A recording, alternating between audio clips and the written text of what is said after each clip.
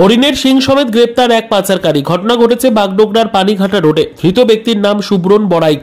ওই ব্যক্তি ওদলাবাড়ির বাসিন্দা। ঘটনা সম্পর্কে জানা গিয়েছে, গোপন সূত্রে খবর পাওয়ার পর বাগডোগরার পানিঘাটা রোড এলাকায় অভিযান চালানো হয়। এই ঘটনায় একজন ব্যক্তিকে গ্রেপ্তার করে এসএসবি ৮ নম্বর ব্যাটালিয়নের বড় মনিরাম জোত কোম্পানির জওয়ানরা। ধৃতের হেফাজত থেকে দুটি হরিণের শিং উদ্ধার করেছে এসএসবি। পরবর্তীতে উদ্ধার হরিণের শিং তুলে দেওয়া হয় বাগডোগরা বন দপ্তরের কাছে। ধৃতকে শিলিগুড়ি মহকুমা আদালতে পাঠানো হবে। এই ঘটনার তদন্ত শুরু করা হয়েছে।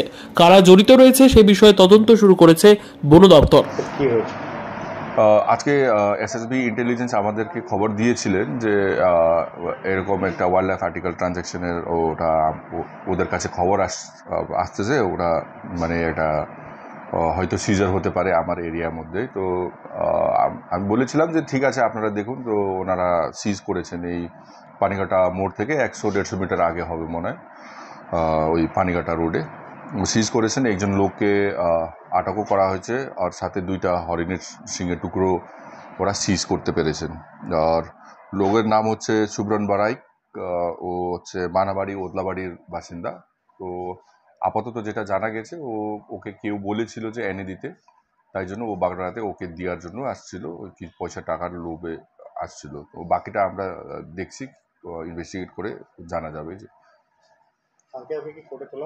হ্যাঁ কালকে কোর্টে তোলা হবে, যেহেতু ওর কাছে অ্যানিমাল আর্টিকেল পাওয়া গেছে। তো এটা তো violation of wild life protection act আছেই, পজিশন আছে ওর।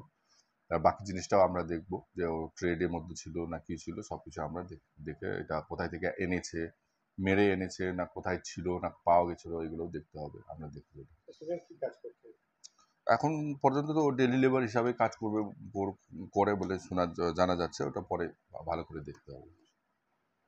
স্যার, আজকে এসএসবি দেখা গেল আপার বাগডোগরাতে একটা ব্যক্তিকে ধরেছে হরিণের শিঙের সহ। এর কি বলবেন? হ্যাঁ, ওনারা একটা ইন্টেলিজেন্স ইনপুট ছিল বলে তো ওনারা আমাকে ইনফর্ম করেছিলেন। তো ওনারা ধরেছেন, ধরে এখন আমার কাছে হ্যান্ড ওভার করেছেন। যত ফর্মালিটি ছিল সব কিছু করে আমাকে ফরওয়ার্ডিং করেছেন। আমি সেই বিষয়ে বিচারটা আমরা দেখছি কী করা যায় এটার উপরে।